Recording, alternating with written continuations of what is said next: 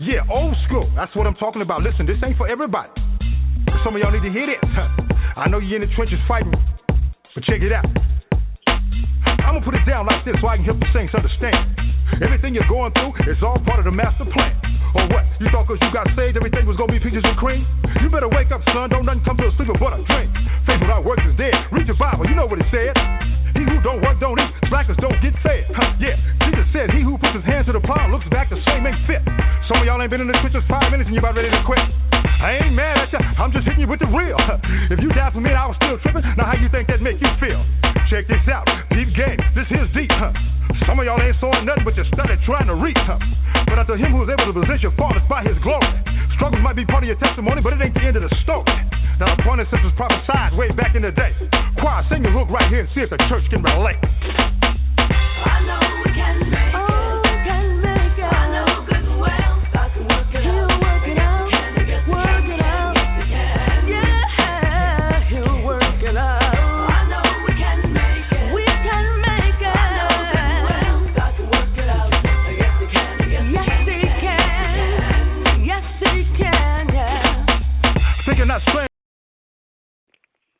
Good afternoon, everyone. We're going to stop to pump the brakes right there. I just want to give 1 minute to Big Boy upstairs. You know, it's my belief, and I hope it is yours, too, that if it's his will, you know, we can make it another day because some crazy stuff going out there in the world right now. You know, so we don't even want to talk about politics and religion and all that other good old stuff. But anyway, welcome to the show. This is Canada Player Play, and I'm your host, Lamont Patterson. I want to just thank all our loyal listeners for hanging in with us for this past, 13 years or so. It's, we're the station that's known for innovative topics. You know, we try to perpetuate, positive propaganda and get people thinking and help to correct their lives and totally all that good stuff. But anyway, we have a great show for you lined up today. We have Bryn Blankinship is going to be joining us, and we're going to be talking about her book and some stuff that I'm very interested in. We're going to be talking about all that stuff in one moment here. Matter of fact, let me see if she's in the building. Bryn, are you with us?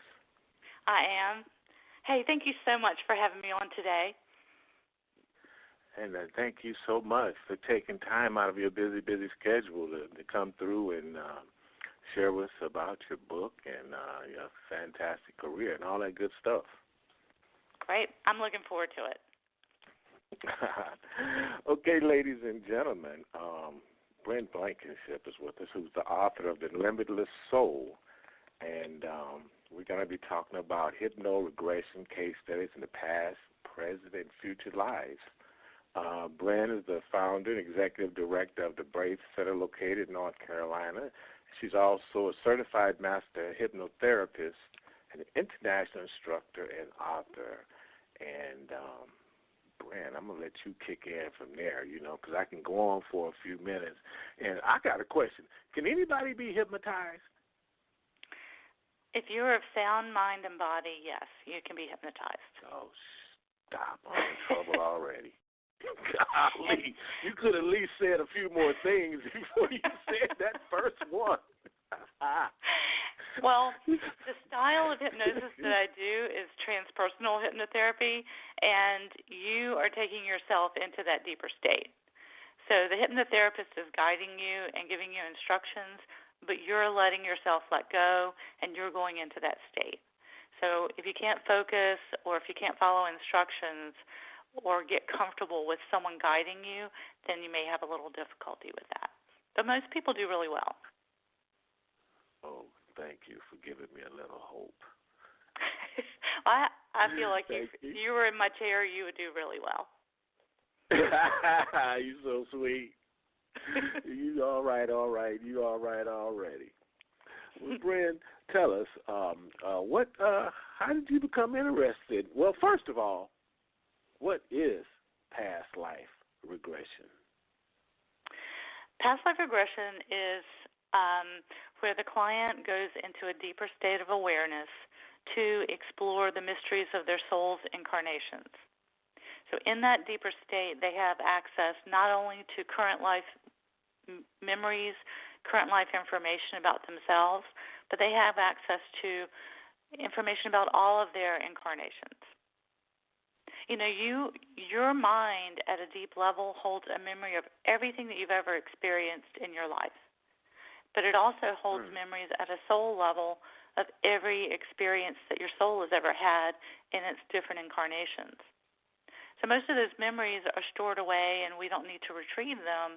But there are times where something's happening that a memory needs to be retrieved so that it can be looked at in a different light to clear up something that may be happening now that's holding you back, or overcome fear, feel more connected to your spiritual self, you know, your reason for being here. So past life regression, some people talk about past life regression as something that you go into a past life and you just kind of explore the past life. And you and I can do that with a client. But I work with past lives to help it pull up some information about yourself now that you're repeating a pattern in your current life, and it's showing you that past life story so that you can see the pattern more clearly, understand it more deeply, and then change that in your current life so that you're not moving forward with the weight of all that stuff weighing your spirit down, weighing your mind down. Wow, that's interesting. I was just thinking today, we were working on this TV program, and I was trying to recall some stuff that I did in junior high school and elementary school, and I was having difficulties. Mm-hmm. You know, it's interesting what we can pull up. And, you know, when I'm around family, I've always had a memory. Like, I've always been able to remember things, and I'll just pull things out of the air that I remember, and they all stop and look at me, and they're like, how do you know that? because my memories are, like, up at the surface. They're just right there. But that memory from high school or junior high, it's in there. If you sit quietly with it, it'll bubble up to the surface, too. You know, we access this through hypnosis, but you can also access it through meditation, through your dreams. You know, it's there to be retrieved. When did you decide this was the path that you wanted to take? Well, you know, I've always had an interest in reincarnation and where we come from. I used to wonder why we're here. And even when I was a little girl, we would go to church and the preacher would talk about life everlasting and how we go on to greener pastures. And so I can remember being 4 years old coming out of the church, and he would say to me and to my mom, hey, how did you enjoy the sermon? And he would look down at me, and, you know, it would be rude not to answer an adult when they ask you a question. So I would just look at the preacher and say, well, you said that we have life everlasting. Where do we come from? And my mother would be horrified. And the preacher, you know, I just couldn't get a clear answer. But I was really serious. I wanted to know where we come from. It just was something that was on my mind at a very young age. And then I grew up and moved into a traditional career path, but I always wanted to be an actress. So I started studying acting and ended up going out to L.A. And before I went out to L.A., I worked with a hypnotherapist. I quit my day job at that point and was just trying to further my acting career. So I just always knew I'd lived before. So I went to a hypnotherapist to explore what was holding me back from a past life in my acting career now, anything that was holding me back. And I did a couple of sessions, and then in one of those sessions, it sent me into what's called a precognitive session, a future progression. And so I went in for a past life, but it sent me into a future scene. And I saw myself standing in this prairie grass. I was in the prairie grass. There were rolling hills. There was a tree at the bottom of the hill. There were orchards of apples, apple trees. but I knew that those trees were metaphorical. The apples, actually, on the trees. I knew they were metaphorical, and I was walking through that orchard having my pick. So I came out of that session, and, I was living on the East Coast, and out of the blue, one of my friends who had moved out to L.A. 5 years before, she called me up, and she said, Bren, you need to come out here. I think you would do really well. So I got everything lined up to go, and I was ready to go. And fear set in. I mean the kind of fear that paralyzes your feet to the ground. And I had no reason not to go. I had it all lined up. So someone sat me down and talked to me and said, look, you've wanted this for a very long time. You've been studying. You're ready. You need to go do this. If you don't do this, you're going to regret it. And so I sat with myself and just thought about that, and then picked myself up and packed up the car and drove out to L.A. And I knew about an acting school. Another one of my friends had told me about this acting school, and it just happened to be right down the street from my friend's apartment. So I joined that acting class. Somebody saw me in acting class and told their agent about me. She signed me on the spot, and then it was my job to audition. So I would take acting classes and then audition. And where I used to go on a couple of auditions a month, I was going on 3 or 4 a day. So I was in heaven. Like, that was exciting for me. And then I started booking work. So I did a lot of commercials and some film, a little bit of TV and film, a lot of commercials. And I always play these quirky commercials, quirky characters. And so one day I'm on the set, on location in the Grapevine, north of L.A., and I have my trailer. Yes. I have my trailer, star on the door, got my name on the door. I'm feeling pretty good about myself at this point. And we'd filmed one segment, and I was in my street clothes because it was time for me just to be relaxing for a little bit. And I'm standing there in my Birkenstock sandals, and somebody walked up and said, hey, you better watch out. There could be snakes in this grass. And I looked down at my feet. I looked up. I had like a deja vu moment back into that session, which had been about a year before. It had been about a year since that session. And there were the rolling hills, the grass, those trees. They didn't have apples, but they looked just like the scene that I had seen myself standing in back in that session. And wow. I knew all it had taken for me to get there. And not just the year, but all the years leading up to that, to have the courage to leave my day job, that career, to step out in the unknown, but with a plan, and then to follow my gut and my instincts, the way that artists do.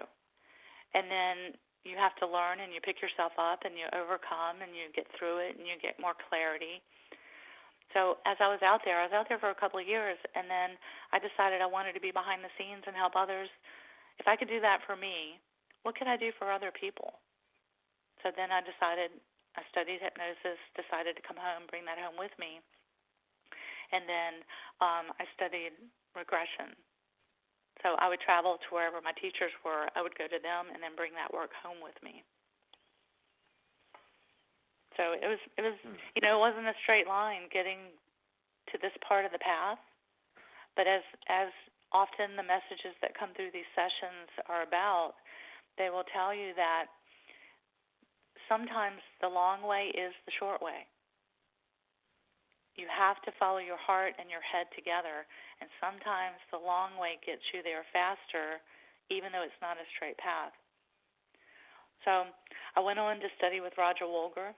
Roger is really well known for ancestral work, subtle bodies that carry stored memory patterns in the body, and then using that, pulling those subtle memories that are stored in the physical body up to transform long-standing physical issues and emotional issues.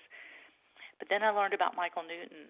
And Michael Newton, he was a pioneer in the field of regression, life between lives, and he worked with the between and the map of the spirit world and giving us insight into the pre-birth planning that occurs before we incarnate.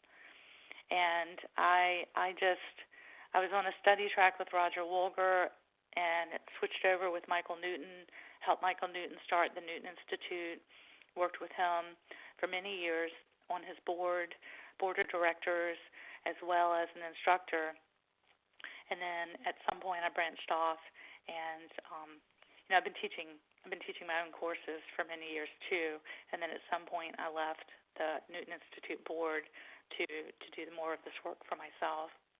And then I also studied with Brian Weiss, and he's really well known as well for his past life therapeutic work. Wow, So I kind of like to know who I was before today. Well, it's amazing how being in that deeper state, you can pull up this information about yourself, and then things start to make sense. Like why you're drawn to the things you're drawn to, and why you're repelled by some of the things that you're repelled by. Why you have an aversion to certain things. This is not in the book, but I had a client recently who had a fear of cats and terrified of a house cat. And under hypnosis, we uncovered more about a past life where she had been killed by a cat. It was an accident. Oh, wow. She worked with cats, the big cats, over in Africa, and worked with cats and elephants, like tigers, leopards, and elephants. And one time, one of the big cats swiped. She was a he in the past life, swiped at him and killed him, but it was out of instinct. It wasn't out of malice. And once this client went into that past life and was able to connect to that fear started to subside about cats. The worries, it just kind of neutralized. So sometimes we have that carryover for other things that we carry forward as well. I don't know, Bren. I think if a cat had got me in my past life, I'd probably remember it too. Well, you might be a little leery of it, right? Yeah, I think that might have been one of those real carryovers there. So if someone's a musician, it's no surprise that they've had past lives, but they also worked with music and energy and vibration, sounds, There's no surprise because maybe it's a theme that they're working on for many lifetimes, all aspects of music or energy.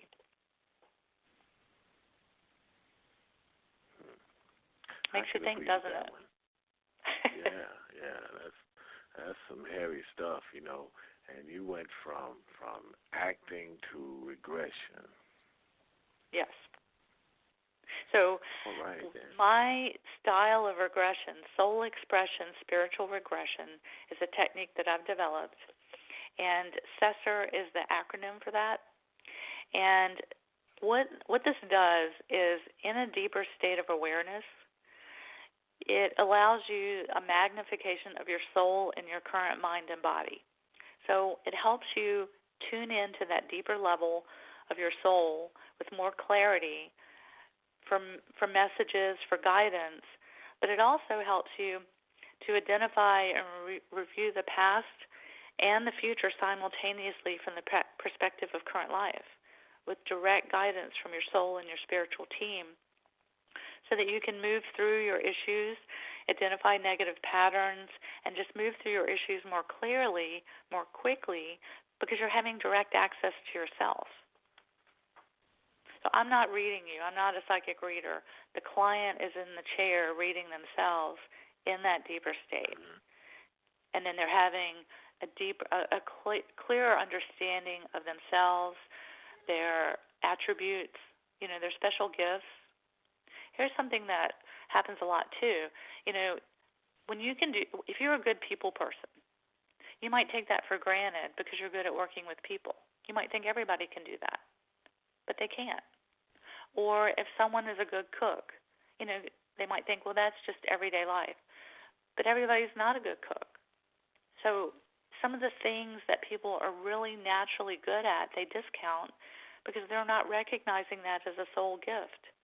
And they're not. Maybe they're good with children. being a good leader and guide for children, because children listen to them, teenagers listen to them, and choose better options and better paths because they listened to that person. That person might not recognize what an important gift and skill that is to guide young people, but it is. Do you find that to be common amongst people in general, that a lot of people go through their lives and really not understanding or knowing what their gift is? Yes, and that's why they come. They want to know more about their life's purpose, why they're here. Sometimes they already know their life purpose, but they want more clarity. They want to know if there's something else that they should be doing. So with that awareness, the assessor is an assessment at the current stage of your life, and it's tuning in to your guides, that team that works with us while we're down here, to help direct us, give us clarity, give us a clearer understanding of who we are, why we're here, that we are loved. We are loved and we're not alone. But we're here, each of us is here for a purpose. We're here on purpose, for a purpose. Each and every one of us. And each one of us is part of that divine plan. We're not here by accident. I really loved your theme song, because we are part of that plan. Each one of us is needed. Yes. Boy, but that is the big, big, big question. Why are we here, and what's our purpose? Yes. And so in these sessions, what we're doing is we're awakening you to the truth that you already knew about yourself. At a deep level, you already know this about yourself, but then your mind can explain it away. It'll analyze it away. Some gifts. Well, yeah, I see society doing that. Look, I see society doing that every day, causing you to question the stuff that you already know the real, but you tend to question it because you're listening to what someone else is saying. Exactly. And you're letting someone talk you out of something that you know to be true about yourself. A person that's emotional and has feelings, we're told that that's bad. Oh, you shouldn't show your emotions, shouldn't be vulnerable. That's your biggest blessing, to open up your heart to another person and let them feel you. Earth is an emotional planet. It's not easy being here. But managing our emotions on this planet is half the battle. So when we can get clear, then we're not going to get sucked into things, situations. We're just going to be clearer about who we are and where we want to be. And that pathway starts to open up better and better to move us along the way, just like it did for me in L.A. I worked on that for a very long time, seeing it, feeling it, staying on track with it. If you don't get the reward right away, sometimes people want to give up. But you have to stick with the bigger plan while you're working out the details. You got to do some of the heavy lifting while you're waiting for the bigger opportunity to come along. But when it comes along, you're prepared because you did the groundwork along the way to get you there. So these sessions are about that, and helping people with whatever their goals are, whatever it is they're wanting to work on for their lives, and what they need. I guess I'm trying to formulate a question. I know it's kind of outside the box, because everything so far you're saying is pretty much once a person has came to the conclusion that they need to reach out for some place, some person such as yourself, to guide them down that path. But I don't know. I guess what I'm trying to say, it seems to me a lot of people just stuck on stupid. I know that's a bad way to say it, but they know that they need to do something, but it's almost like there's a hurdle there to get past that. And I was listening to what you were saying, how you got past that point, from knowing that you needed to go to school, knowing that you needed to take acting classes, knowing that, just being proactive, period. Right. It's not just going to happen. Right. So I'm trying to find that catalyst that people that listen to the show can know that, look, you can't be just sitting at the light and it's green and you're not going. You're not doing something. Right. Get on that path. So clients figure this out in session, but the more work they've done on their own before they come in for the session, even more information comes through in session. Excuse me. So what happens is you have guidance, you have help that's available, and when you can get clearer away from that mind chatter, you can tune into that. Even without coming in for a session, you can do this in your quiet times. So in the book, I have case studies from my actual client sessions, and at the end of each chapter, I have an exercise for the reader to kind of help them start to open up to their own soul's guidance and what that means. And so, excuse me, we have a soul, I'm going to break it down. We have a soul advisory council. So you have a team that works with the bigger picture and helps you before you get here. Then you have your guide, your individual guide that is there to help you with the details. But they can't make you do it. They can provide information. They can kind of nudge you.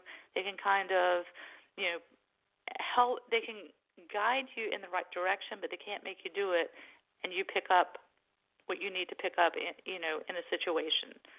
They can get you part of the way, but your role is to stay open to that guidance and to ask for help. So when you pray and ask for help, you're sending a message up to your team for what you need, and they're answering that prayer. But you have to notice, you have to be aware when that answer comes, because it may not come in the form that you thought. But you're getting your prayers answered, and then you get better at having that communication with your guides. And this is all about improving your relationship with yourself, improving your own relationship with yourself, putting yourself in good situations with good people, knowing the difference between those situations that were harmful or not helpful, looking for the messages that are coming through. Like, for me, it was a sign when I was in acting class and that agent wanted to see me. I mean, I had agents before, but in L.A., not as easy to get an agent. Now, I could have procrastinated. Exactly. I could have procrastinated. I could have whatever. But when they said, we want to see you, I said, okay, you tell me what I need to do, and I will go do it. And I made the appointment, and we talked, and I auditioned, and they hired me on the spot. And then my job was to go audition. And they sent me on all kinds of things that I didn't want to do, but I had to do it because that's the way it works. So that was what I did for acting, but then I had to turn around and start all over again with hypnosis. Learn, go to school for that, learn a new skill, learn how to do that, and then bring that around to where, I got good at it, and then I started, my sessions started changing and kind of going into their own thing. And so, I learned with each client, and I've had thousands of clients, and, each one has taught me something amazing. But all of that is connecting with my soul self for what I'm here to do.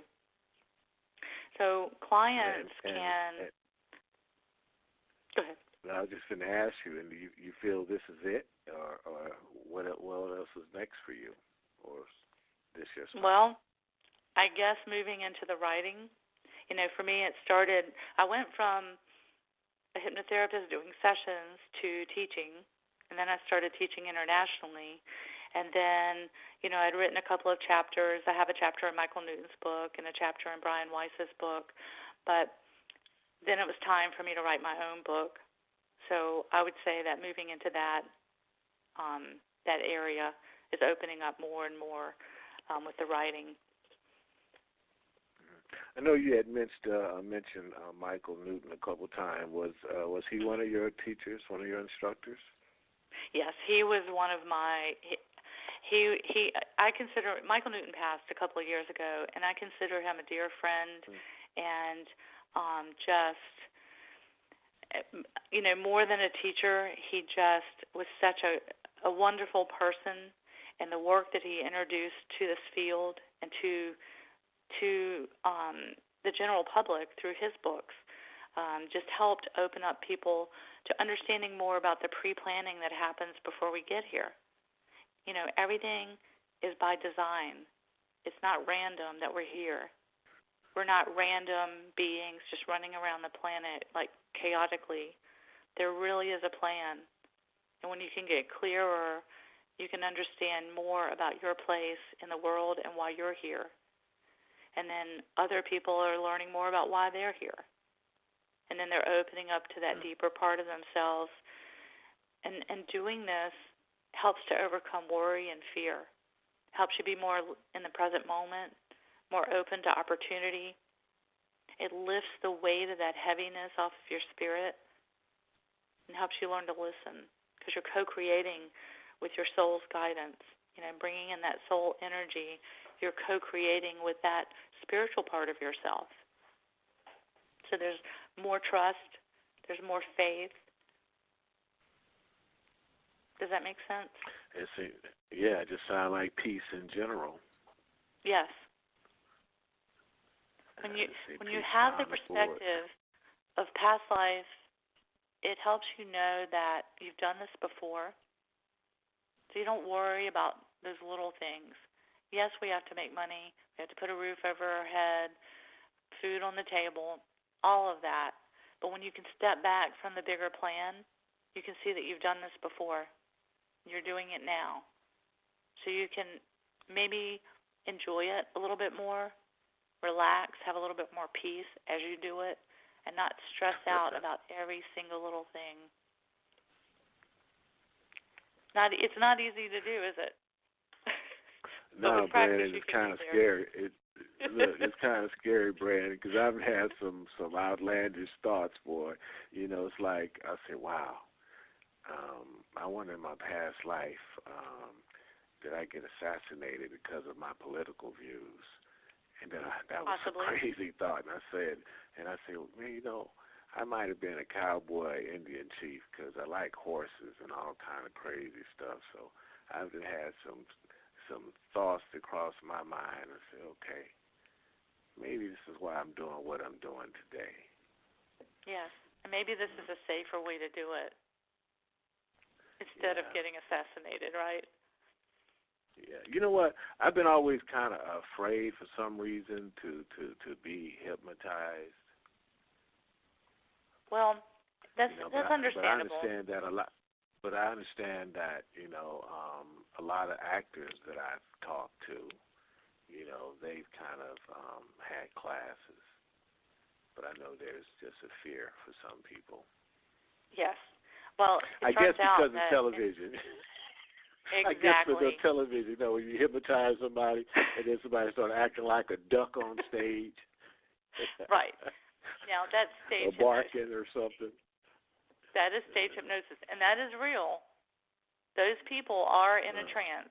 Those people, however, they are somnambulists, and that personality type, which is called a somnambulist, they will go under bigger, better, faster than somebody else.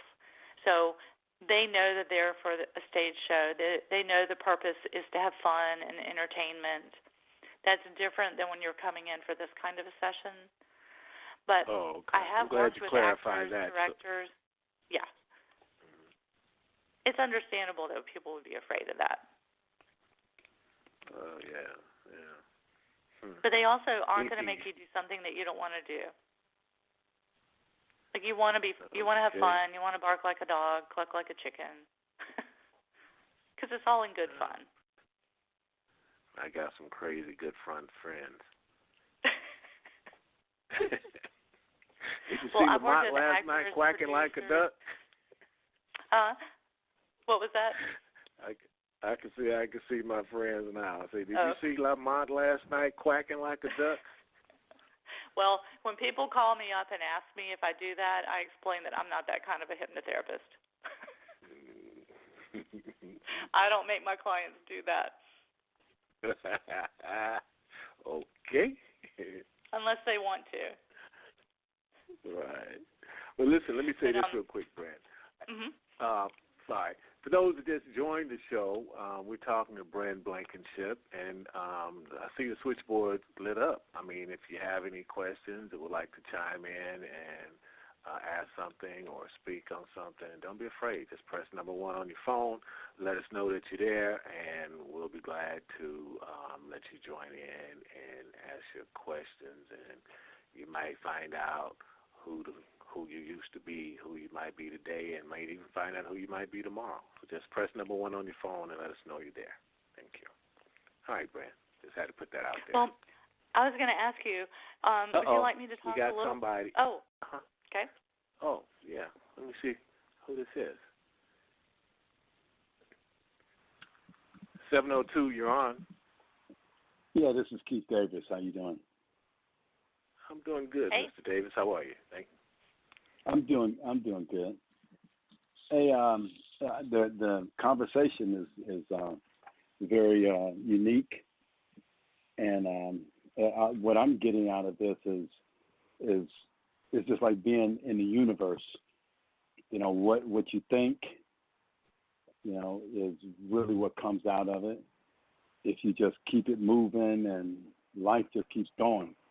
I remember years ago, as I always say, that I wanted to run and help elderly people or home or whatever. And right now, I don't do that with elderly. I deal with other people and here in California.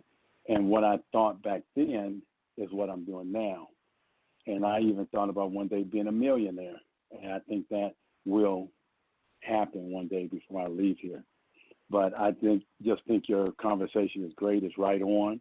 It talks about, you know, a person, what they believe, what they can conceive and believe they can achieve. And I've seen Lamont do just awesome things. But there's one thing I haven't seen him do, and that is quack like a duck. So that's maybe one thing I'd love to see him do. We can arrange that. Okay. So I just wanted to say this is a wonderful show, and for those who definitely, you know, want to know more about that, this is definitely the show for them to learn. Thank you. Thank you, man. Appreciate the call, Mr. Davis. You're welcome. Thank you for that. And you see what he was saying about how he stuck with it, and he's not doing it exactly the way he thought, but he's still doing it, and he can recognize what he's doing. You know, what he put out there and how it's starting to happen. And see, the focus is not on the money. The focus is on the doing. I always wanted to make a lot of money doing the acting so I could start a wellness center. And then I said, wait a minute, why don't I just go start a wellness center? Like, why do I have to do all of that? Why don't I just go do that? At some point, I woke up to that dream, and it took time, but I've been able to make that happen. Wow. You know, I guess I can kind of relate to that, too, because I've been stuck in the music, and now I'm in the film and the TV. But I've always chased the money, but I always said that I always wanted to get the money because I wanted to go play. And what I mean by going to play is, you know, I want to, you know, travel the world with no financial responsibility and go deep sea fishing until I don't want to do that no more, which I don't know how long that would be. But, you know, just be totally free.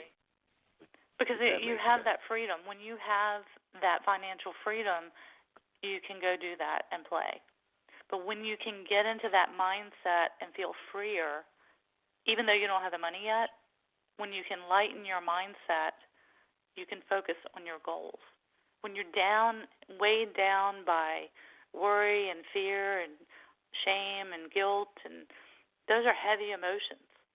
Hypnosis is a great way to lift that up off of you so that you can focus on the moment, the present moment that you're in, and how you want to spend that time. What are you going to do with today?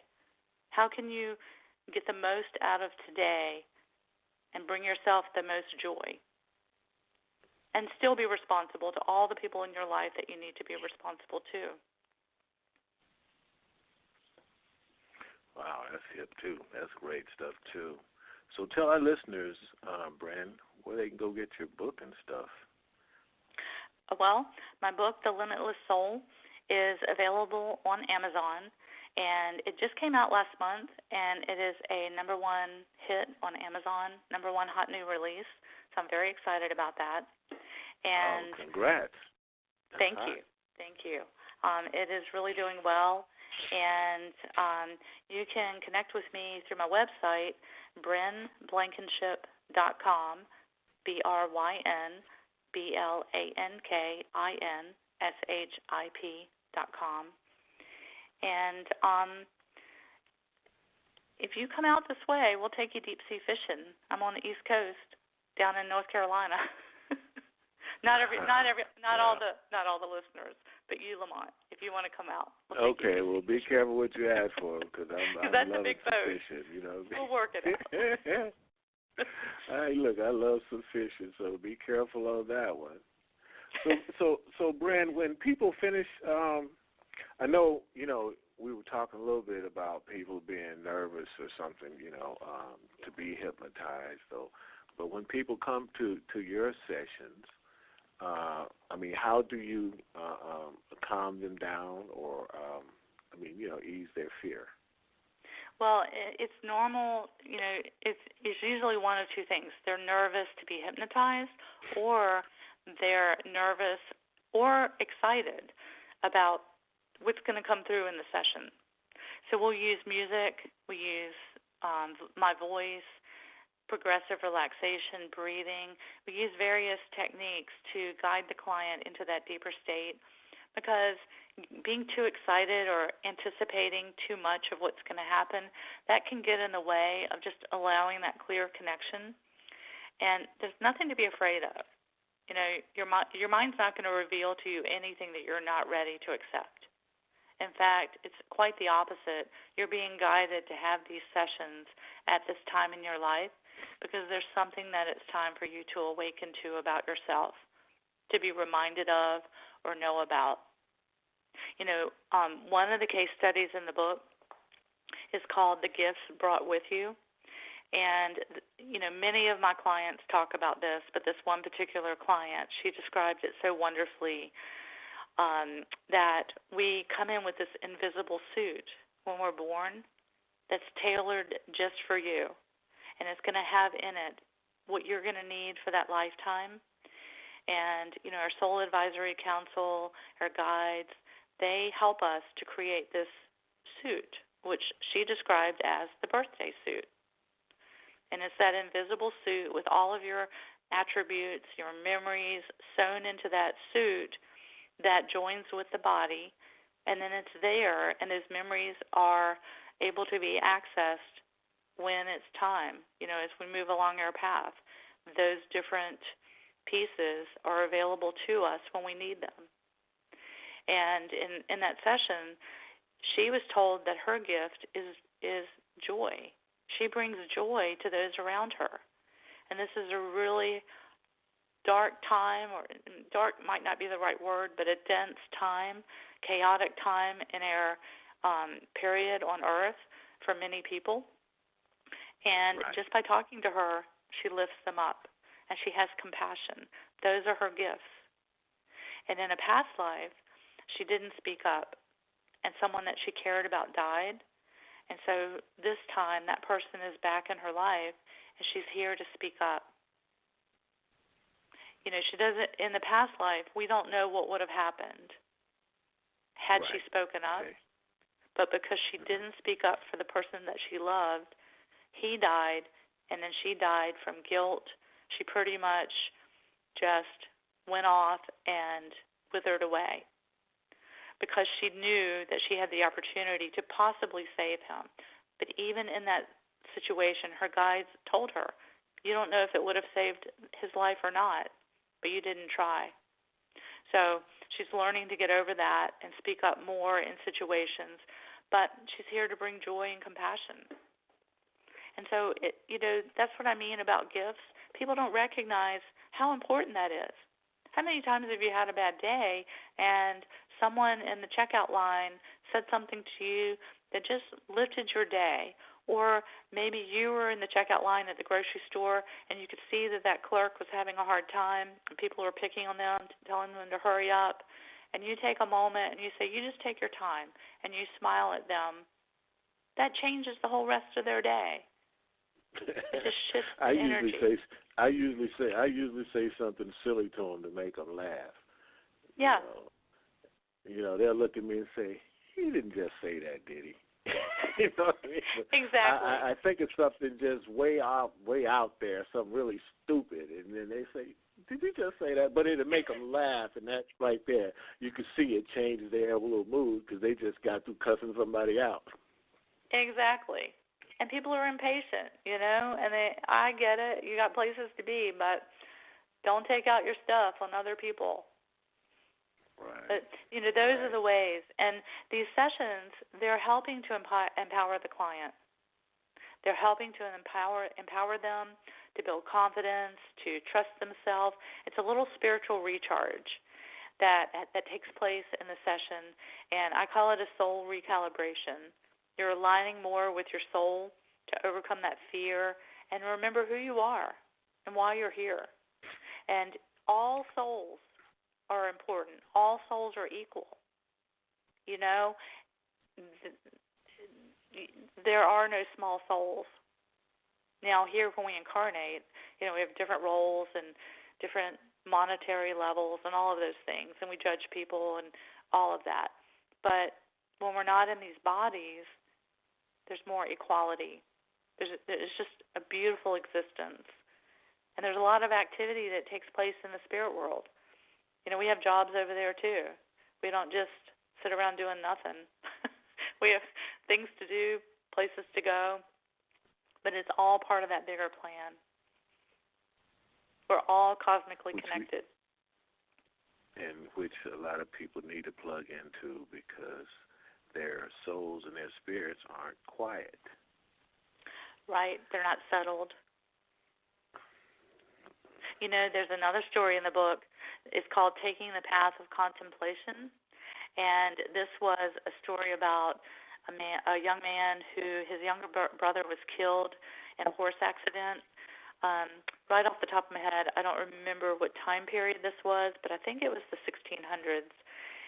But it was over in Europe. And his younger brother was killed, and his mother was grieving so hard, and she just shut down. And so did his father. He was more stoic about it. But then 3 years later, when the plague came through, his mother died because she didn't have anything left to fight with. She was still grieving the loss of her son. So both parents and the younger brother died, so he joined the church and became a monk. And he was really, really angry at God. And here he is, he's studying to be a monk. And he said, this is not a good thing. I'm really mad at God. So he would sit under this tree, and he called it his thinking tree. And he would ruminate over the loss of his family. And over the years, he learned to find peace. But it took him a long time. And then he enjoyed sitting under the tree because he would bring up memories of his mother making his favorite bread or making jam. And so when he was a monk, he had to find his useful purpose and how he was going to help the village and the other monks. And his useful purpose was making bread. He loved the smell of the bread and serving the other monks. He was meticulous about that bread recipe. And so in his current life, he owns a chain of pubs, and he perfects the brew that he serves in his pubs. And I'm not going to give out the name here, but this is many, many years before he ever came in for a session. His chain of pubs is tied to the monk. The names of his beer are tied to monkly things. I don't know if that's a word, but I made it a word. So he was really tied to that part of himself. And you know what he does? He sends out energy balls to people to lift them up. He just lifts them up with a smile. You know, he connects to them, and as he connects, it lifts their spirit. So it's just really amazing. You know, the past life information is about helping you now, and then the assessor, you do a past life session with me prior to the day that we do the assessor. So somebody's coming from out of town, we'll do a past life session, and then the next day we do the assessor session. And that was going to be my next question. Sorry, Bryn. That was going to be my next question. If somebody lived out of state, I mean, are they just limited to your books, or are there anybody that's practicing what you teach in other areas, or they just have to come to you? There's no one else that's doing assessor sessions. What tends to happen, I have an international client base, and people come here for the sessions. The book is an opportunity to sit quietly with oneself and bring up some of this information, maybe in preparation for a session, or they may not ever be able to get in for a session. So the book is to give them some information to help them start to think about their place in this world and who they are. But coming in for a session, we can do it, if someone's from out of town, we can do it a past life on one day, at the assessor session on the next day, to, you know, make it as short of a trip as possible, but still get in what they need to. And then we're here by the beach, so they can go out and sit on the beach or walk the beach and just contemplate the session and let it integrate and acclimate to that information that comes through. These are really profound sessions. You know, clients are experiencing tears of joy when they connect to their soul self and that higher part of themselves, and understanding more about why they're here. Well, do you see yourself having students to teach them what you know so they can go into other areas? Yes, at some point I do plan to do that. You know, I teach hypnosis certification and I teach past life regression. I'm just not teaching assessor at this point. I'm trying to, trying to get it all worked out before I pass it on to other people. Right. I understand. You know, I just seem like that you would have a lot on your plate, and I was just wondering if you was going to give somebody else, pass it on to somebody else and let them go do you in another state. At some point, yes. And these are my favorite sessions to do. So I love doing this work. Okay, yeah, I was just asking, you know, for those listeners, like, yeah, well, we want to get with her, or how can we do it, or what do we have to go to get a session, you know? Yeah.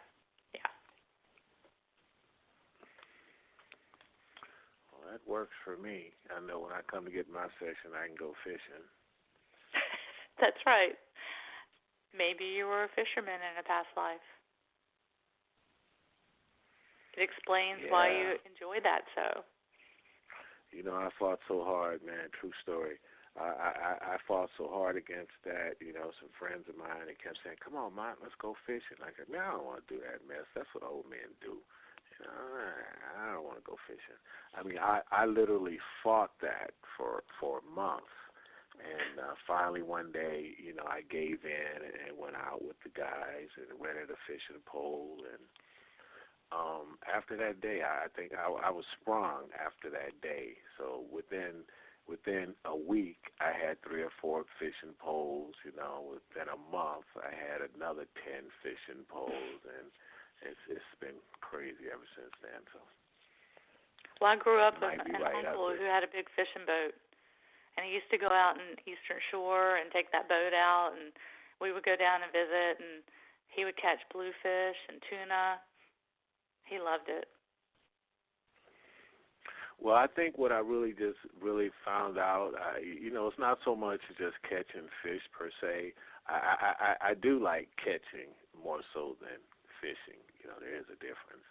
But I think it was like the camaraderie, the getaway. And when I got out on the boat, the phones didn't work, so it forced me to, relax. It make me relax. I can't deal with nothing else. So, it's like a mini vacation. Plus, I brought home the groceries, so I thought that was a win-win. Fresh fish. A lot of people out here, they don't really know what fresh fish is. They think they go to the supermarket and the fish store and they buy fish. Oh, yeah, I just got fresh fish. Yeah, right. Fresh fish is when you pull it out of the water for yourself. That's fresh fish. Exactly. I did have some fresh fish yesterday. Right out of you know the difference. Yes. Yeah. I know the little spots to go to that. You know the difference.